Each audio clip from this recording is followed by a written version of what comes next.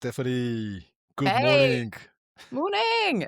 How Well, you it's doing? it's morning for you. I mean, for me, it's half a day already, kind of midday. I woke up at 6. I've heard you're not a morning person. I'm not a morning person whatsoever. I'm very, very, very early, as in like 1, 2, 3 a.m. I'm that kind of morning person, but definitely not 6, 7 a.m. So yeah, I am just getting started.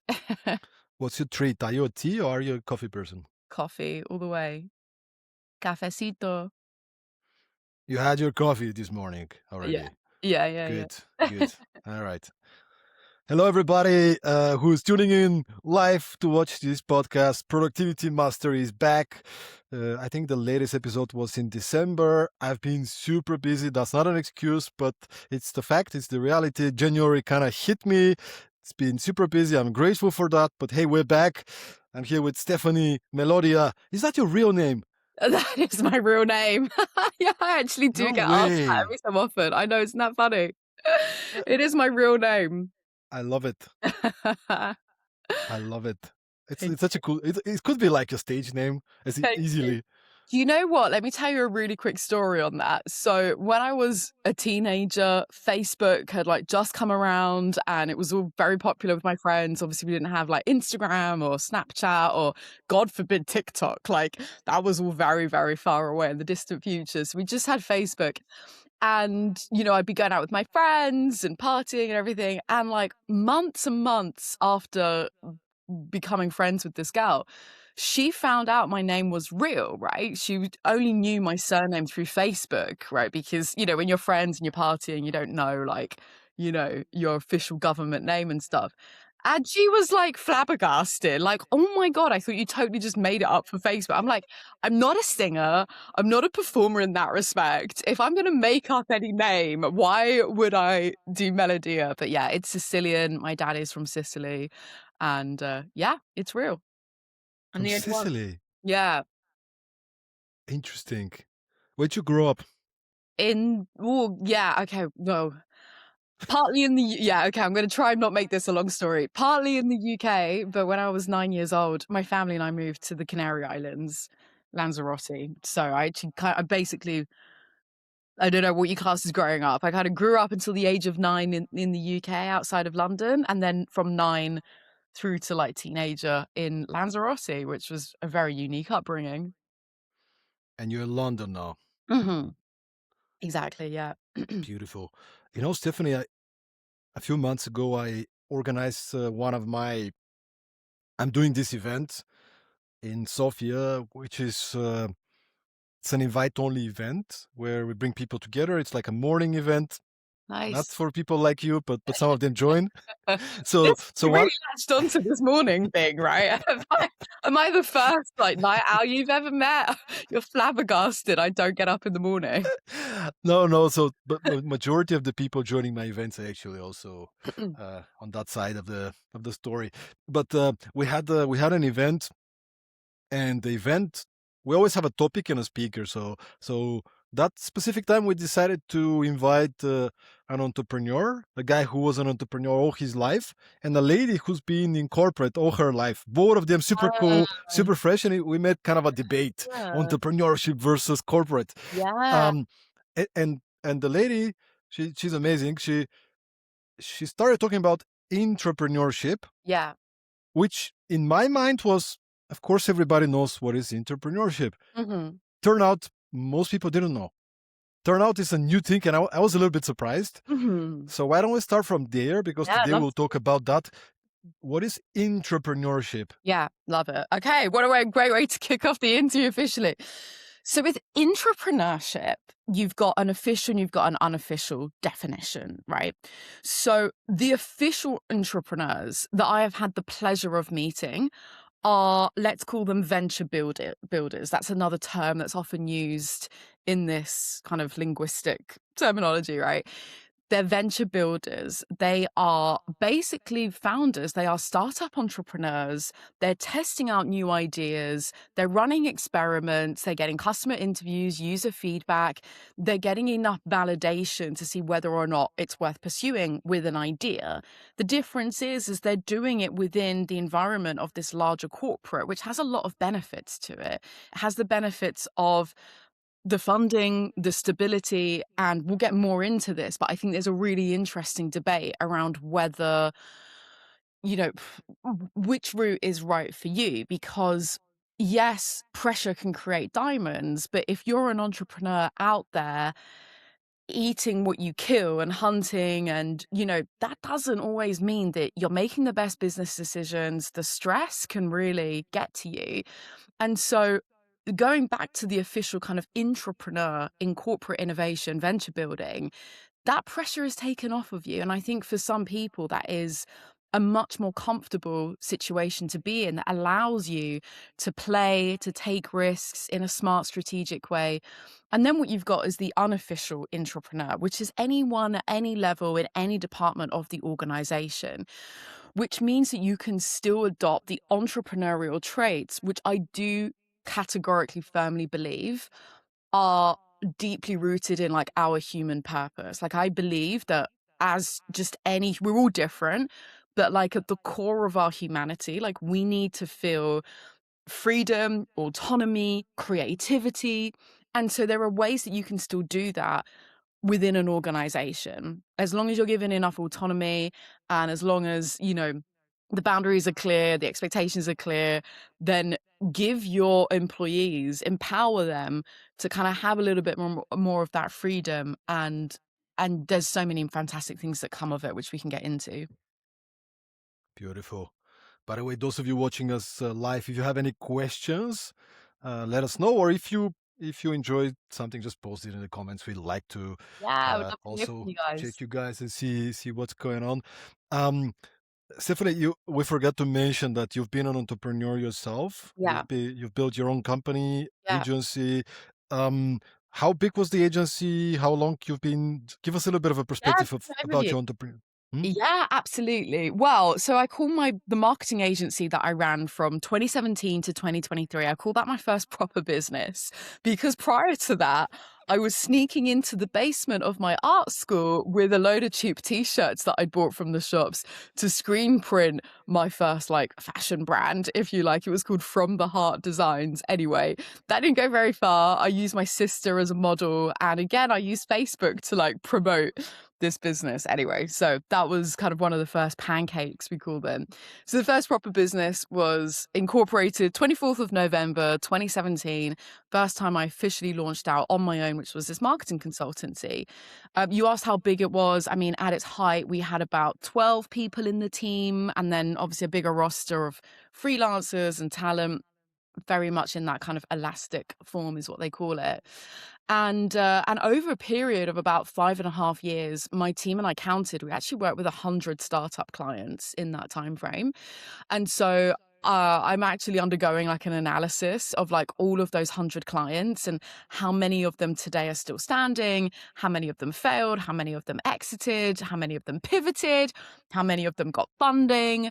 And then what's really interesting now I'm diving into is the correlations between those metrics, right? Between, for example, is there any bearing on having a co-founder and exiting your business? Is there any bearing on getting funding and exiting, for example, right? So I'm kind of going through that process. It's been on my to-do list for a while, but that's been an interesting kind of exercise, going more through the data. What I can definitely talk about for now is like the experience and anecdotally all the observations from that chapter in my life. What was some of your biggest struggles as an entrepreneur? I mean, Ooh, I've been on the journey now more yeah, than 12 years, yeah, and something that I observed early on is how little we actually show yeah. the real face. Yeah, which is Because exactly why my show is called Strategy and Tragedy, because strategy exactly and for that strategy. reason. By the way, everybody, strategy and strategy, top 20 in business in the UK. You Yeah, should check yeah. it out as well. Thank But you know, it's been for me also, like when I entered the business world as an entrepreneur, it was like, oh my god, it's so much harder. Big it's it's so word, much big like, word. because you look at Instagram and Facebook and like whatever, LinkedIn, everybody's posting the Yeah, cool stuff. yeah. Funding round. Yeah, yeah, yeah. Yes, there's Yeah, a new award. I'm pitching on stage, and you're like, that's cool, man. I want to do that, man. yeah, And yeah, then yeah. you start to do it, and it's like, It's oh, they didn't so tell me the whole hard. story. But It was definitely part of it, but it was a very little part. Most of it was, struggling to make the bills, pay the bills, yeah, and issues, and like the whole, you are the CEO, the yeah, chief everything officer, yeah, yeah, right? yeah, yeah, But I yeah. wonder about your story. Yeah, yeah. Stone, you absolutely took the words right out of my mouth. Exactly the same. I was going to say exactly the same thing. It's so much harder than it looks. And I'll give you a few examples of like some of the biggest struggles, which was your first question. But what I just want to quickly do is link it back to what I was saying about about where I'm such a fan of of intrapreneurship these days, because the pressure that you are under, whether you are a bootstrapped founder or you've got investors, like one way or the other, like one genuinely is not better than the other. Because if you're bootstrapped, to your point, you're trying to make ends meet, you're trying to figure out where's your next paycheck coming from, you're out there hunting, hungry, wondering where that next, where their next pay slip is coming from. And as I said, like, yeah, okay, for some people, pressure can create diamonds. And I do believe that like you need enough pressure and enough hunger to like motivate and get out there and make these things happen. But you can't operate successfully like that over a sustained period of time. It's just way too stressful. And again, you're not going to make the best business decisions. You're not going to be operating as your best self. You're not going to be creative and all the rest of it, right? And so that's if you're bootstrapped. If you've got investment, then you've got investors breathing down your neck and you've got somebody else to, turn to. So of course, within corporates, you still have your other stakeholders and you still have people to report to, right?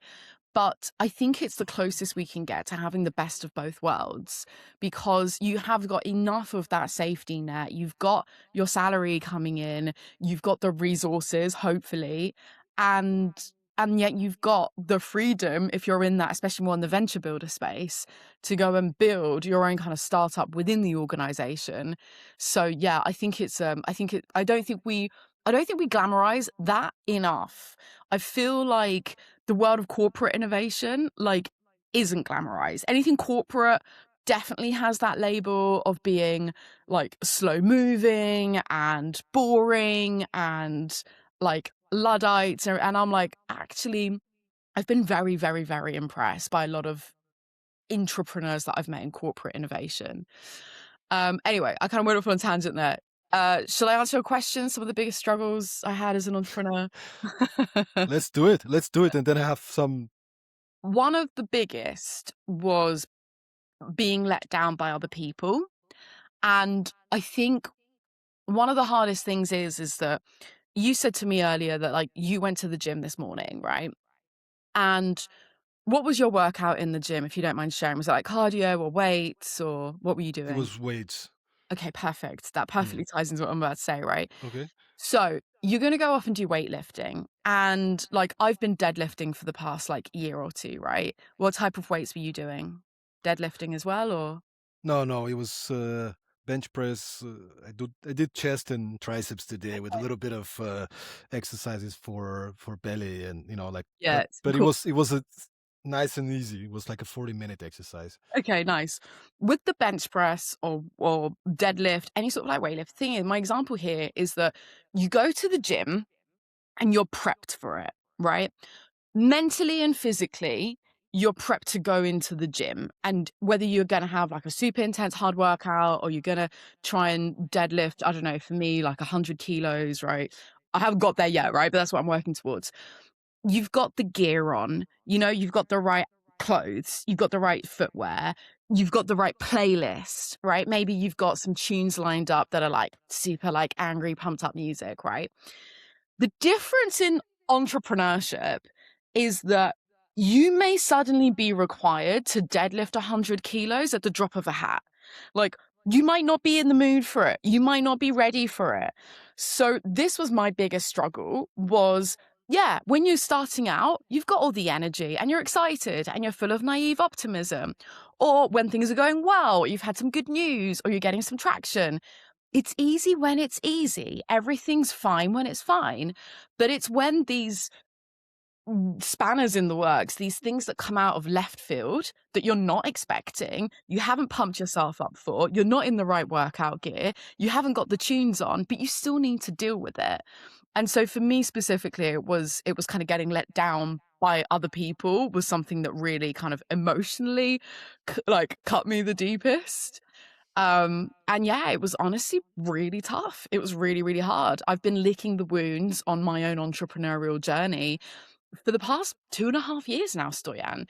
And I don't know, it's going to take me a while to get back into it. Now, what I'm having much more fun with and having much more impact is putting all those lessons learned to good use. So whether it's mentoring, coaching, my corporate training, public speaking, like you do as well, it's more just kind of like, look, this is what to do, this is what not to do. I'm probably not quite ready to get back in the ring just yet, but you still have so much to learn from my journey. Just to make it more real, Yeah. can you share some maybe examples of Yeah. like the hardest Yeah. moments? Yeah. I'll give you a good example. Okay. So, okay, this was terrible. Um, we had one particular branding project live for a client. And again, this was like a brand marketing consultancy for startups. Honestly, Stoyan, I made things so difficult for myself, right? Like my own bootstrapped agency, working with startups. I'm like, this is why I still need to recover. Anyway, so we had this one branding project for one particular client. And I mentioned that we had this wider roster of talent, of freelancers, and we had this freelance designer working on the project. Now, look, obviously, budgets were always an issue as well. This was like a huge thing with startups. And so trying to make it work, this was like a big, big lesson of mine was I spent way, way too much time, energy, and effort just like trying to make things work, trying to make things fit. And I'm just in such a space now, Stoyan, where I'm like, if it's just not a fit, it's just not a fit. Like, just don't try and force it. So, in this one particular scenario, again, budgets are tight. So, that's definitely a factor. We had this designer that was not the cream of the crop. It wasn't the best designer ever, but we're like, okay, trying to make it fit with the budgets. And this project was just not going well. And it was also during a time in the business where we were super busy, right? We had lots of clients going on. And I was really getting into a space as well where I was trying to delegate much more as well to be able to scale up the business. And I really enjoy business development as well. I enjoy sales and a bit of the hustle and getting out there. And so for me, I was very much like delegating and like giving these projects to my account managers while I am out there public speaking, getting on stages, networking, meeting with clients and everything else. I was like, what I want to be doing, what I should be doing, right? Anyway, this account manager it was just a recipe for disaster. Like I didn't, equip them enough to deal with this project. And it was just terrible. Like every single round of creative that they were delivering for this branding project was just awful, Stoyan. It was like the worst I've ever seen in my life. It was really, really falling short. So like nobody here was the right fit. No one was set up for success. And we're going back and forth, trying to work on like these different concepts and getting on calls. And we were having like brainstorming sessions together and really trying to do what we could to like get this back on track. And this project, and this has become like the project that's like keeping me up at night and stressing everyone out. And the client is like, where's the concepts? Where's the work? And then this one particular day, and it is the specific moment that's stuck in my memory, is I was out and about. I was running around town here in London. And I remember I was like rushing to a meeting. So this is another thing, right? Like your plate spinning, your chief everything officer. So this is another thing, right? You're running around. And I remember getting a call from my account manager. This is like a client services person, right? And she was like, Steph, I'm really sorry. I've got some bad news. I was like, okay, well, this is again. I'm not quite in the zone for deadlifting 100 kilos right now. I'm on my way, literally on my way to go and meet a potential client, right? And you get hit with this bad news. This designer decided to hold us ransom, was withholding the work and this like next round of creative that we needed to show the client like tomorrow, that had already been delayed, and we're already managing expectations with the client and trying to placate them, wanted full payment for the whole project that they still hadn't delivered on, like paid right now, like today, was not going to turn up to our meeting, was not going to release the work, holding us ransom. We're in the middle here as an agency. Honestly, so Stoyan, that, as you can tell, I haven't relived that moment for a long time. But as you can tell, that's what I mean about people letting you down, is like, I appreciate, look, this just was not a good fit from the get-go. Like, we were trying to make something work with the budgets and everything. But then it's like, well, when you're in that situation, what do you do to try and improve matters? So this is where it's like, let's have a brainstorm session. Let's pull together different references, resources. Let's go back to the client brief. We were trying all of these different things. And so to get that level of unhelpfulness, that way of doing business is honestly disgusting to me, right? And so yeah, that project just crashed and burned. And this is the reality. Yeah. Those of you listening who've never been in entrepreneurship, in running your own thing, I've had maybe several dozens of unicorn founders joining the podcast, and go listen to these episodes. Hristo Borisov, the founder of Payhawk, it's the first Bulgarian unicorn company, built it from scratch with a couple of his buddies. He came on the podcast. He said the first 5 years, he would barely sleep. Like he would just wake up at 5, do what he has to do, work. 9 p.m. home, sees the family a little bit, take a shower, sleep. And then he said you go to the office and you immediately get a hit from somewhere, right? Yeah. And then you work on it, you kind of recover in the early afternoon, there's another hit. And that's every day. That's just every day. We don't want to scare people off from becoming entrepreneurs, but that's the reality. You gotta be ready for it. Yeah. You gotta be ready for it. And it depends on, again, the type of person you are, because for me personally, I think I fall into the category of, have you heard the saying, once bitten, twice shy? So it's basically once bitten, twice shy is like, you could get a hit, but it's like, are you going to pick yourself back up again?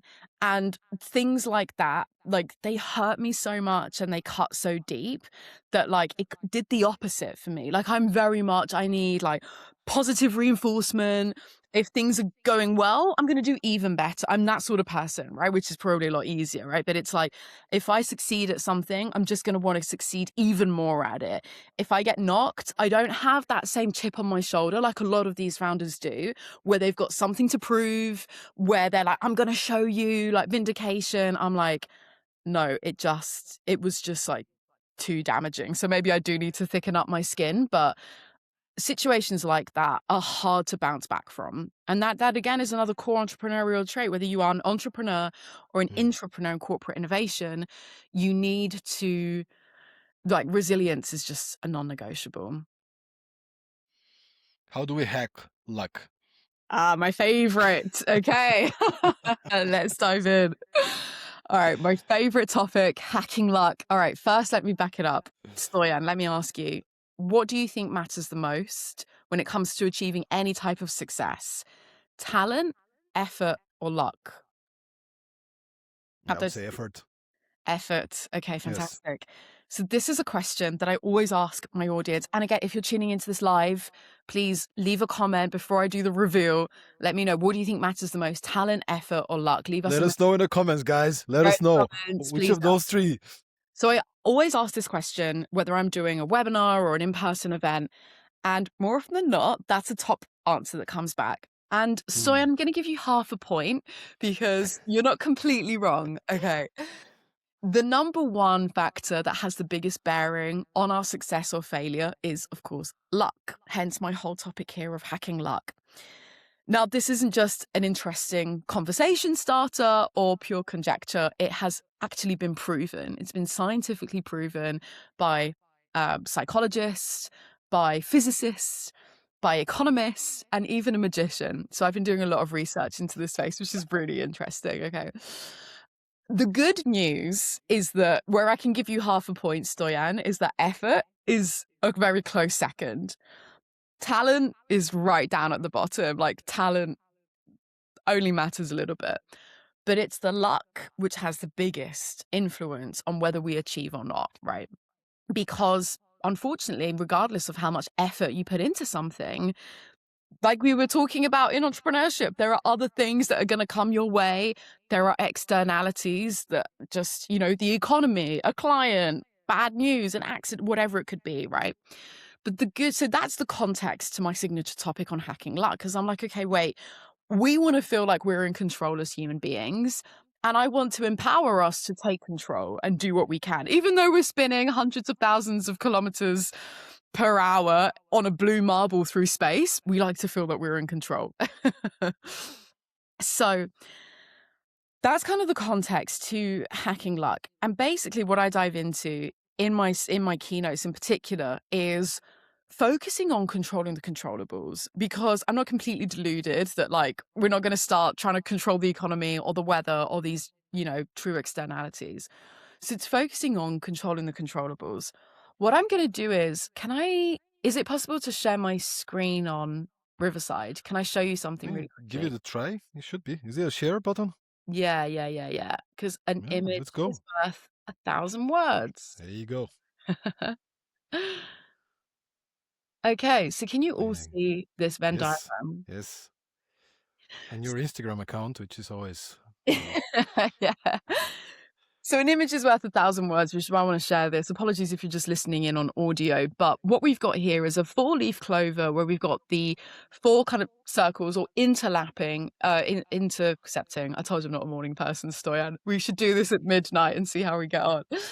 All of these kind of overlapping kind of factors. So if we start from the top left here, we've got the accountability. I think this is one of the most genuinely empowering things that we can do as individuals, is especially as entrepreneurs, you have no other choice but to be accountable.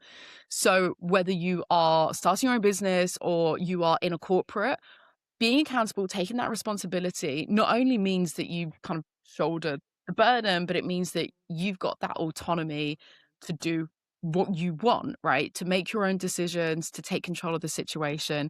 What that feeds into is the proactivity overlap, right? Being proactive, um, getting out there, kind of making decisions, taking chances. That overlaps with vision, like having that clear vision for the future. The gratitude along the way and the positivity are what are going to energize you and keep you going, because as we've discussed, it is very hard. You're always going to get knocked down. That then naturally overlaps into the resilience that you need to keep going. So it's the gratitude, the positivity that helps feed the resilience. And it's the resilience and commitment that, if you're following me around the Venn diagram, this makes more sense. It's the resilience and the commitment that you also need to take risks. If I have to pick, obviously they're all very, very important, but if I have to pick just 2 from this list, it's the risk and resilience that you need to be able to overshoot and overachieve, basically, and do things that are outside of the norm and achieve what others do not. It's taking risks. People don't take enough risks, and people aren't resilient enough to keep going because you're going to get knocked down along the way. Anyway, the overlapping of all of that in a nutshell is kind of the secret to hacking luck. It's this formula here. So I'm going to stop sharing for just a second all because right. I can go on for much longer. Um, but there are lots of ways to stack the odds in your favor, basically. So that's what I dive more into in corporate trainings and So, keynote. so, so you're saying these are the 4 elements in a way. It's like accountability, vision, positivity, and risk. It's all of them really. It's the risk, it's the resilience, it's all of that. So this is where it's easy to show as a Venn diagram, because they're all of these separate components that go into stacking the odds in your favor. Still, though, I'm thinking Yeah. the more effort you put into it, it's Yeah. positively correlated with Yeah. creating luck, right? Yeah. Generating luck. Yeah, 100%, 100%. And so this is where there's kind of like the plot twist, where it's a little bit circular because, of course, hacking luck is really about taking luck out of the equation. You know, it's actually about saying, okay, how can we utilize our effort, going back to that, to be more proactive, to take accountability, to energize ourselves through positivity, to keep going, to have that resilience and take risks. Of course, that is your own effort you're putting into it. And it's kind of that effort, that second place you're putting into to hack luck, which is the number one factor. No, I can totally see it. It's through all these incredible, super intense people I had a chance to interview and Yeah. and chat with and be around. Like you can see these kind of patterns. It's not that they're necessarily smarter than anybody else, but they have this kind of they have this aura around them. They're intense. Yeah. They make decisions super fast. Yeah. They're visionaries. Yeah. Some people call them delusional. Yeah. By the Exactly. way, I saw some research that delusional, being positively delusional or something is, was it you? I was checking you this Oh, morning. maybe. Something about the, maybe it was you. Maybe it was you actually, because I was researching on you, and I was something about some kind of research on Yeah. Yeah. Yeah. if you're Yeah. positively delusional, it's actually Exactly. can get you places. I don't know Yeah. what's the Let exact me read. research, but the thing is, honestly, I mean, think about the people of the highest caliber, like Yeah. the unicorn founders, Yeah. the CEOs that are making a real transformation. These people are there. The way they make decisions, I mean, when you get an email from them, it's usually 2-3 words, Yeah. right? They're not wasting time for it. They're just like, move, let's Exactly. go, let's move, and You Sorry, you've really done a great job on your research. I'm just gonna read out on the delusional thing. If it there was you go. my Substack that I just posted last night, I'm just gonna read the last paragraph because I think it's a good summary of what we're talking about here. So delusional optimism is not toxic positivity. It's the best strategy for resilience. And we all know resilience is a non-negotiable for any kind of success. But resilience isn't about holding on for dear life. It's about energizing yourself to keep going. And the best way to energize yourself is to be delusionally positive until it's no longer a delusion. So if it was my post that you saw, that is an excerpt from it. You did good job on your. Delusional optimism. I love it.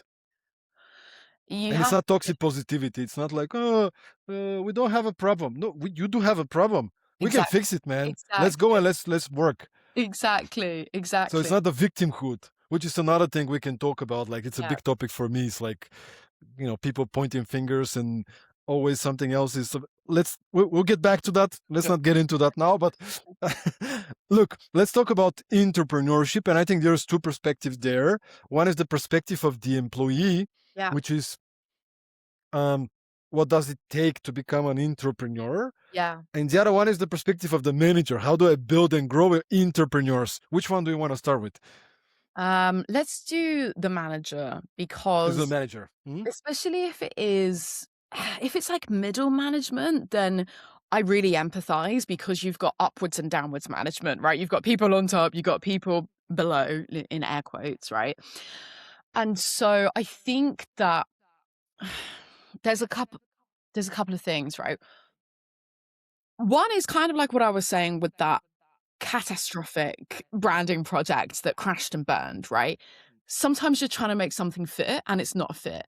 The number one biggest blocker to real successful innovation in a corporate is the culture, like first and foremost. So, yes, of course, like culture can be absolutely developed and improved upon. This is where we do have so many culture consultancies and trainers that come in and help it, right? But first and foremost, your table stakes is you've got to want it in the first place. So, as a manager, this is the first thing. I think ask yourself, are you Sisyphus trying to push that boulder uphill in an organization that maybe says that they want to be forward thinking or entrepreneurial and cultivate this like internal, entrepreneurship? Are you saying that because it feels like a good thing to say and it's like word art that you've got on the walls in the office? Or is it actually inherently integral to your the culture of your organization.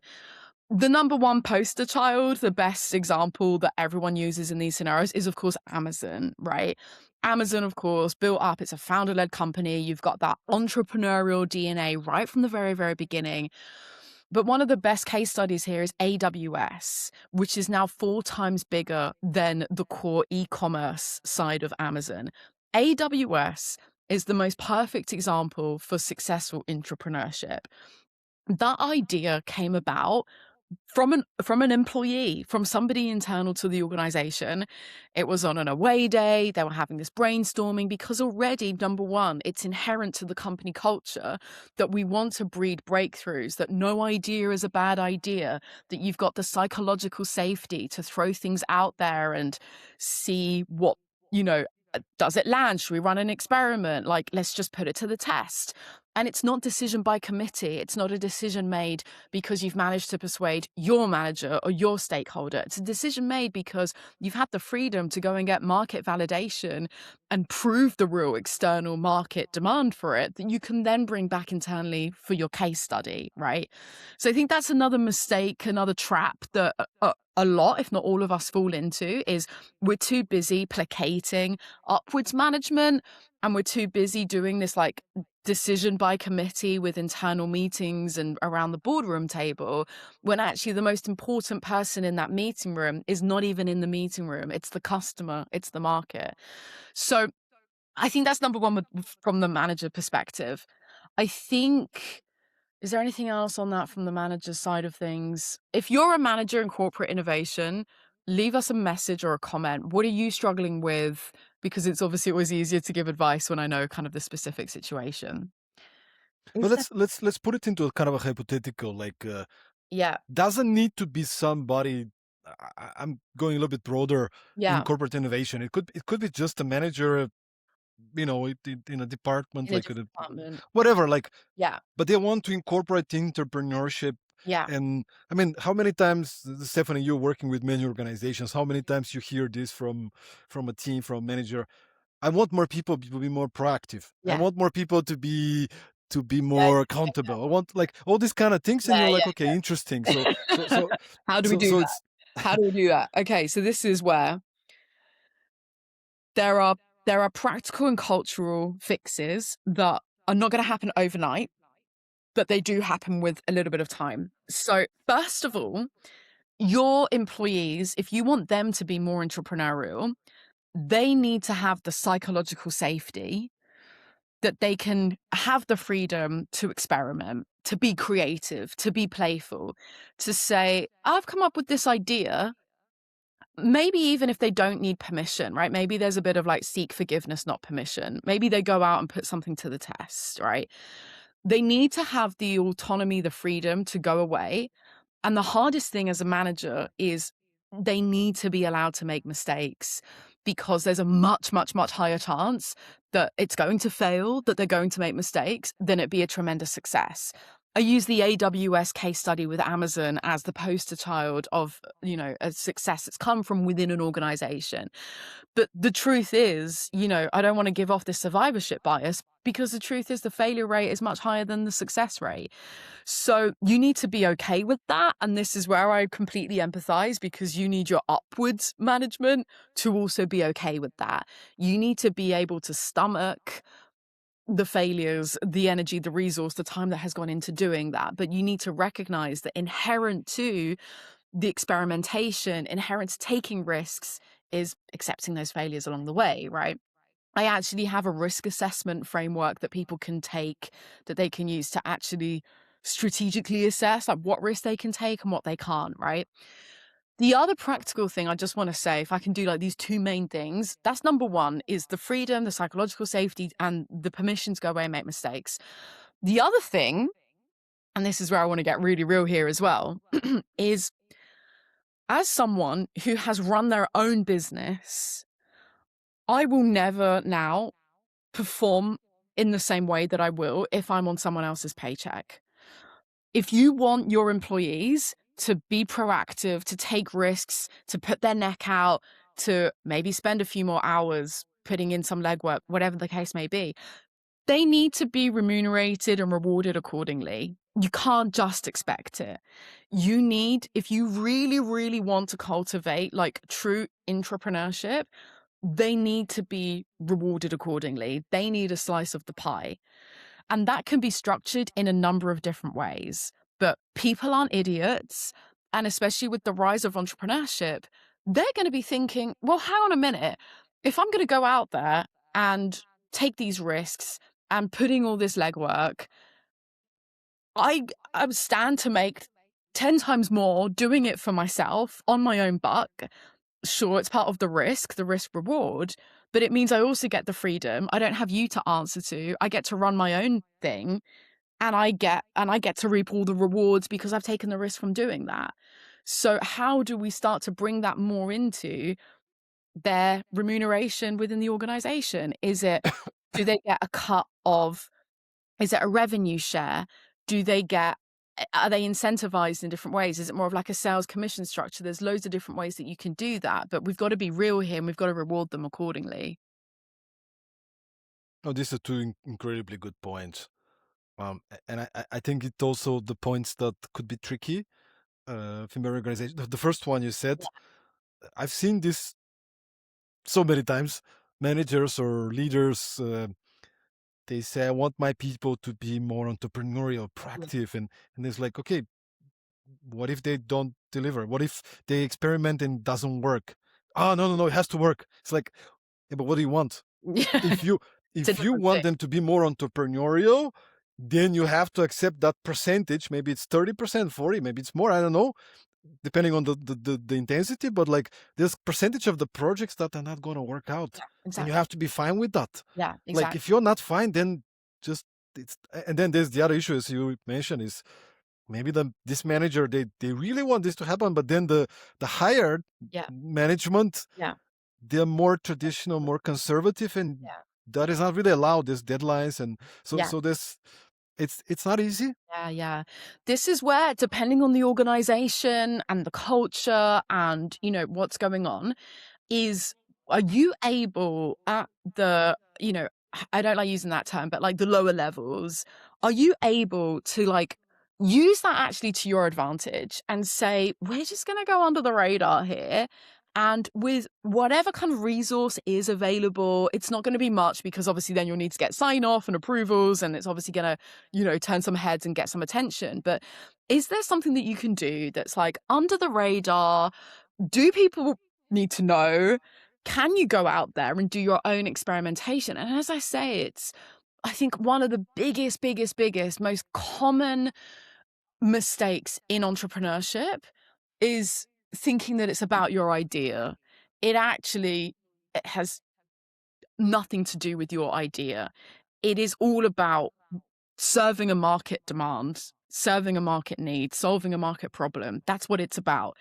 How many people are like, the classic scenario is where like you go out for drinks with friends, you go down the pub and you're like, oh, you should do this thing, or why doesn't this thing, why has nobody thought of this before? Oh my God, are we going to create this business together? And like you get all excited, and especially after a few pints, you're like, oh my God, we're going to become entrepreneurs.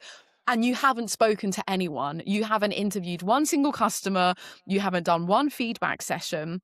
That's the biggest mistake. How many times between us two, Stoyan, we could easily come up with 50 new business ideas right here, right now. You and me right now, we could easily come up with like 50 ideas. The ideas are jack shit. They are worthless.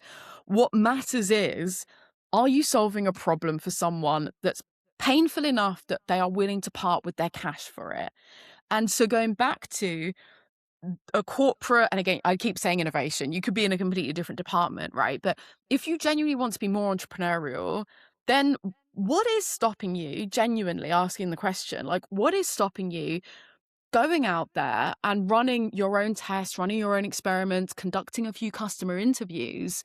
And this would be my strategy, is then take that evidence and take what you found out and use that to kind of put a case forward internally to then be like, hey, I just went and did this thing because number one, it's showing that you've got the proactivity, right? Like you didn't ask for permission. You just went and did this. You're proactive. I just went and did this thing. And actually, here's what everyone is saying. I think that given these resources, we could run this next level of experiment, and these would be the milestones that we would have to hit within 6 months, and then we kill the project. That's another thing. You need to have your kill switch moments, right? And say, look, give me 6 months. These are the metrics. We're not going to expect paying customers or six-figure deals or whatever it might be, but these are the metrics that are the leading indicators to show that we're onto something that could have product market fit here. And then it's on there, and then it's like, you're putting it back to that upwards management. And you're saying, do you actually want to be cultivating intrapreneurship? Do you actually want to be taking risks? Because I've already got everything here. All you need to do is say yes. Actually, I want to put you into a hypothetical situation. Well, let's imagine that Stephanie is kind of tired of the whole, world, and he's like, you know what, I'm going back to work for a big tech international corporation, and the person who hires you is like, Stephanie, I want you to lead a team. I want you to build a team. Mhm. I want you to lead a team, Mhm. and I'll have your back. So I want these people to be really proactive. The team of entrepreneurs, right? Like, Yeah. we're fine with that. Go.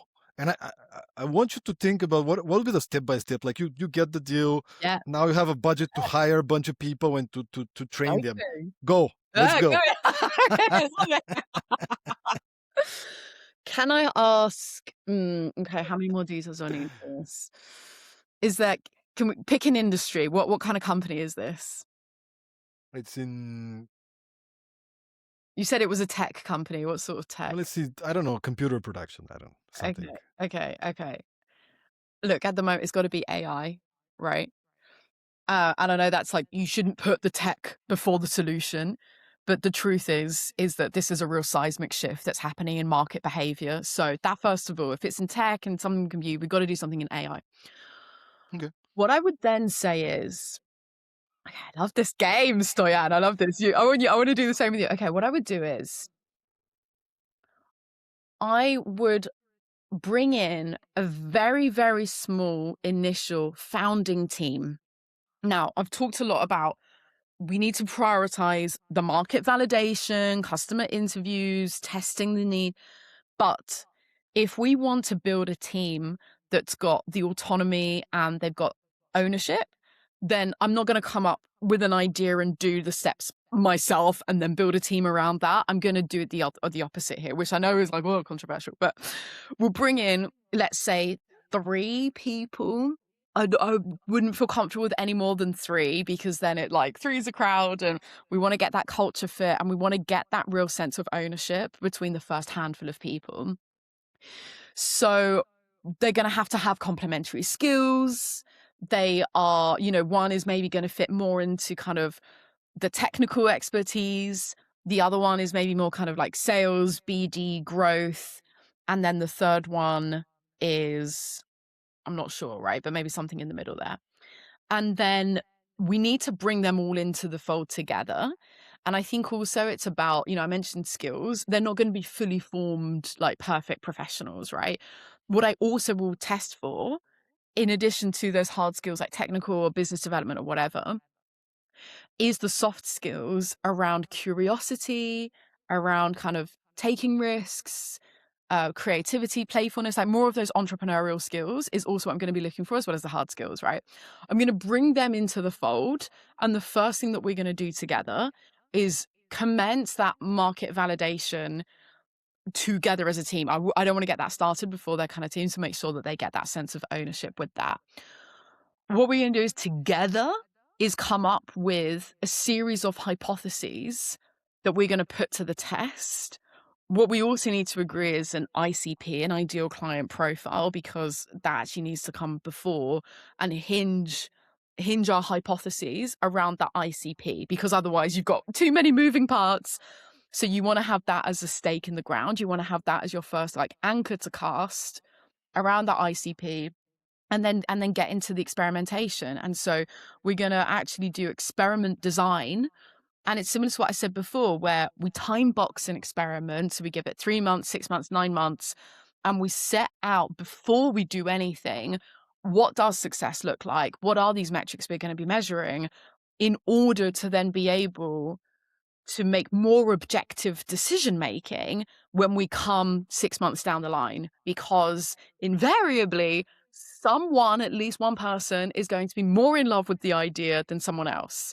And we're all human, and we're going to get more attached to something. We're going to believe it. And look, if you're a solo agent and you're an entrepreneur and you're just like, I'm obsessed with this idea, then that's going to drive you to just make it a success if you've got the resilience for it. And I definitely know some amazing founders who have done it that way. But if we're doing this in a much more kind of like rigid, methodical, we're as part of a larger organization, then those are the steps that I'm going to take. I love it.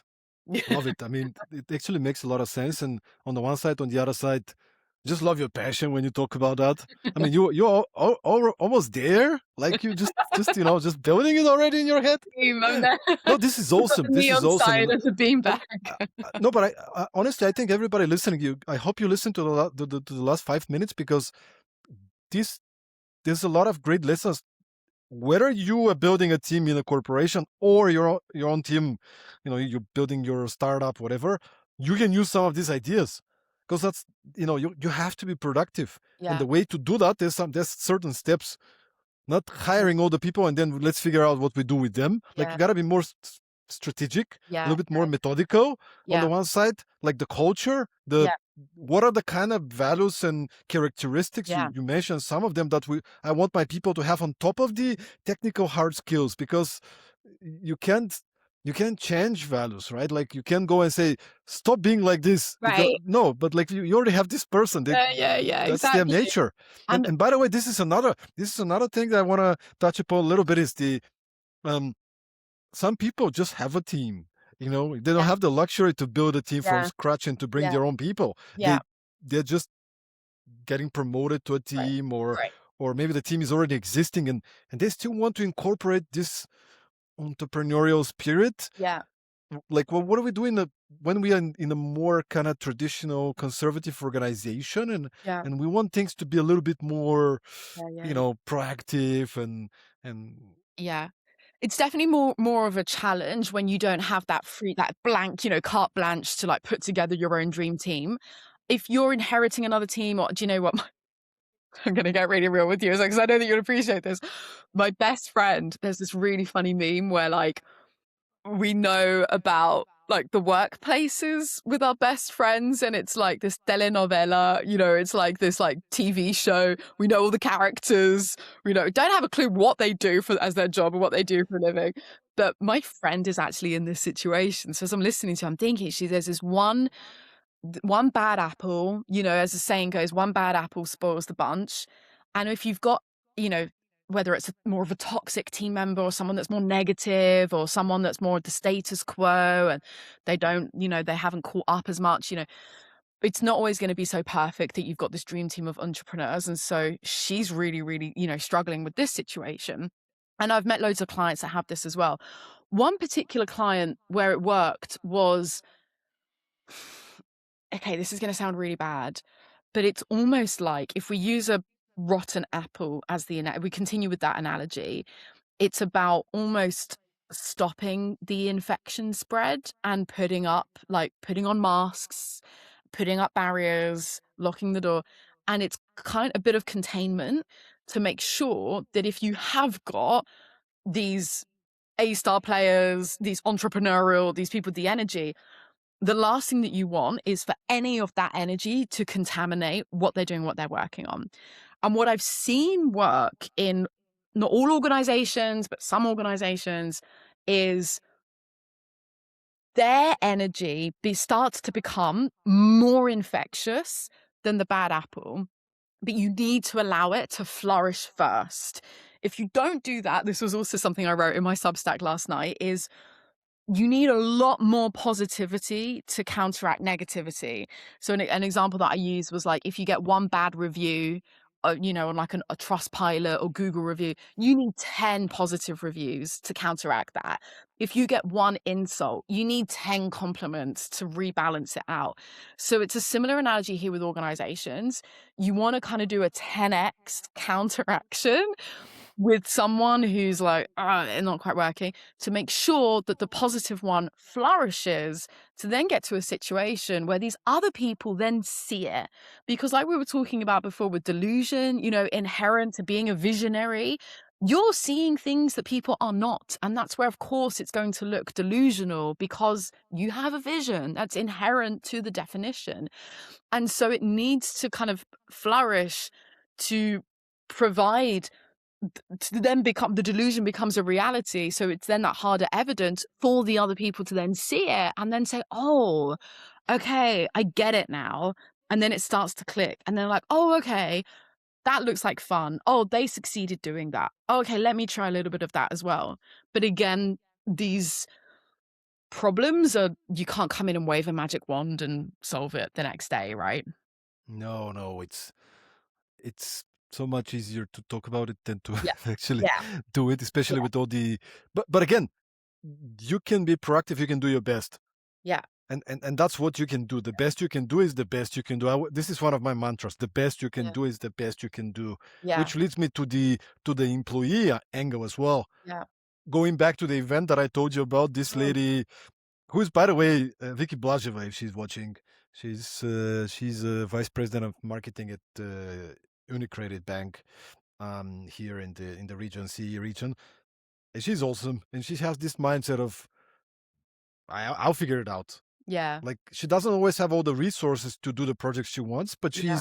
she's just being flexible. She's making projects that are not in under her, like she's making things happen. And Amazing. her message to everybody else in this room was, we should stop pointing fingers and we should just take ownership and say, if I want something to happen, I do have constraints, but if I only point fingers, nothing's going to move. That's You exactly have ownership. that's You have a the leaf in the fall, the accountability, like I was saying before, accountability. it's taking ownership. Yeah, I love that. And I actually just saw on the note of the "I'll figure it out" mentality, I saw a fantastic quote by James Clear, the author of Atomic Habits, who I love, and it was about dealing with uncertainty. And this quote was, accepting that it's not that you'll have the answers when these things come your way, but it's that you've just got that mindset to deal with uncertainty.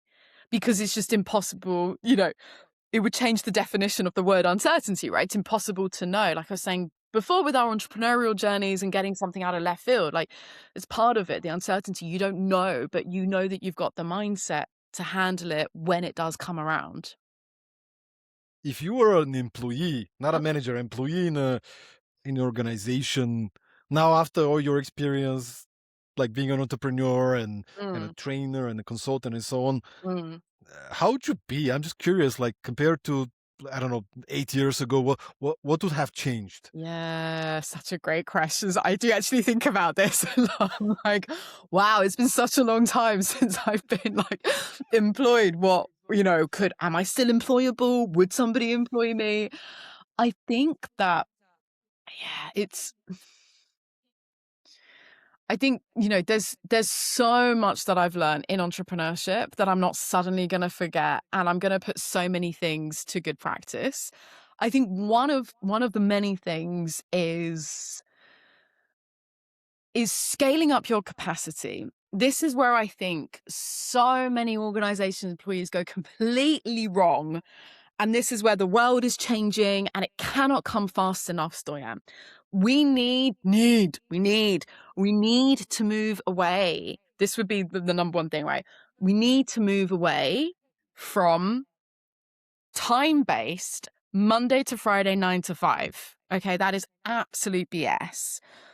If I get my work done, and not even that, not even get my work done, if I achieve my goals, which is all that matters, if I manage to do that in 1 hour because I work efficiently, because I'm leveraging agentic AI tools, because I've got automations, because of this, that, and the other, and I can scale up my capacity because I've had to do that as a business owner. I've had to remove myself as a bottleneck because there are never enough hours in the day and so busy and the weekend isn't long enough. No, BS. You can scale up your capacity and have the most productive 1 hour as opposed to, I'm showing up at the office I'm here at 9 a.m. at my desk and I'm clocking off at, 6 p.m. Like, ridiculous. It's so ridiculous. It serves no one, to get clear. It doesn't serve you as the employee, because literally the most valuable resource we have is not money, it's our time. You'll never get this time back. It will never be the 4th of February, 2026. Again, never again. I'll never be the age I am again. No, you'll never be the age you are again. So why are we spending our days, our lives in a cubicle, at our desk, in the office, when you don't need to? That's from the employee side. From the organization side, why do you give a fuck? Why do you give a flying fuck if you're there or you're not there at your desk? What you actually care, and this is where we had to do, the art of the brief with clients in my agency. The amount of clients you can imagine that would come to a marketing agency and be like, we want this to go viral. What do you actually want? Do you want 1 million followers, or do you want £1 million in your bank account? What do you actually care about? Because the strategy is going to change very drastically depending on which one it actually is.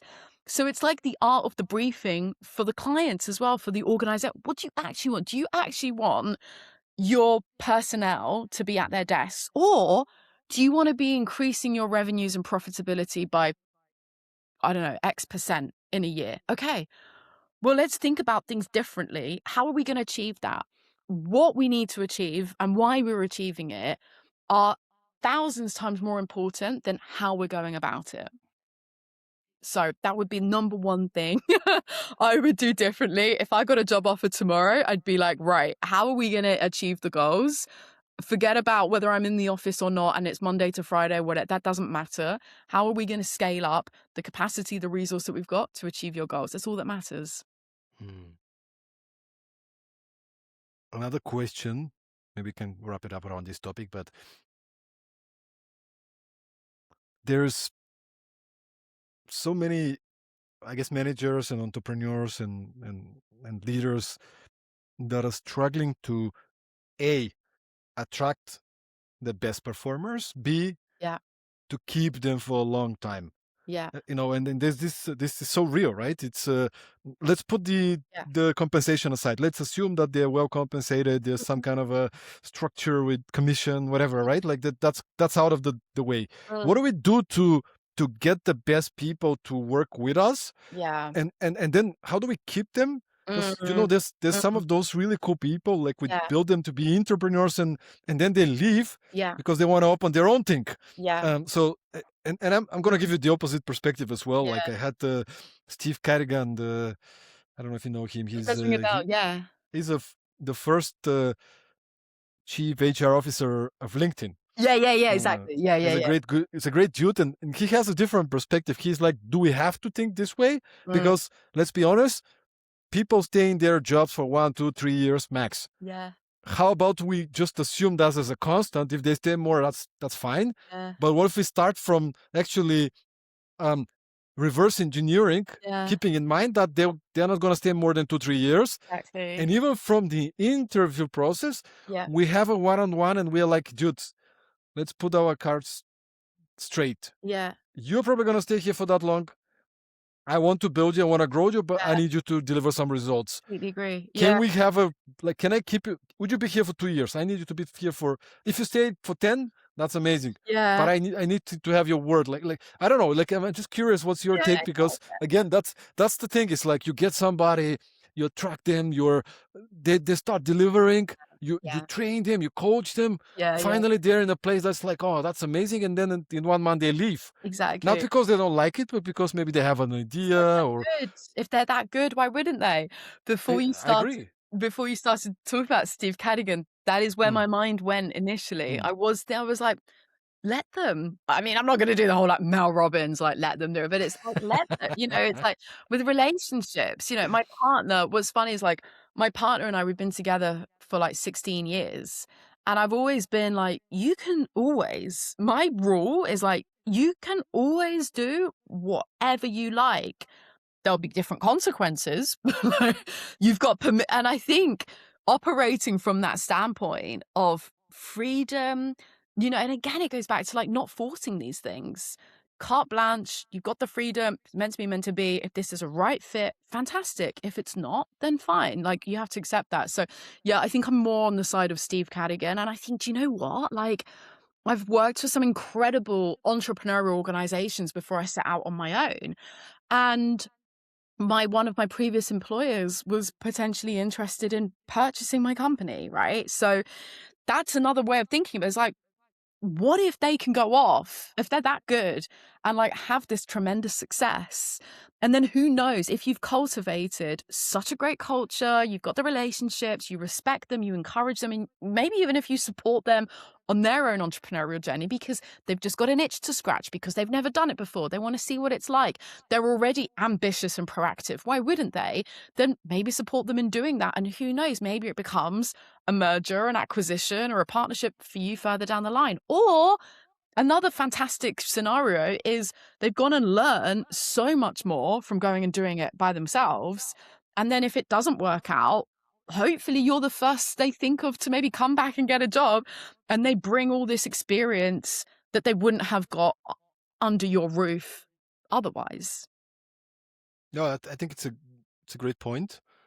It's a great point. And just to top add a little bit on top of that. I mean, first of all, it's great that somebody wants to leave at some point. Yeah. Cool. Let's support it. But let's do it in a way for these 2 years or 5 years they've been with us. Yeah. Let's really create an experience for them. Let's Yeah. invest in them, in their learning and development, in their skill set, giving them projects like network, whatever, like Yeah. to the level that maybe they want to do something else, Yeah.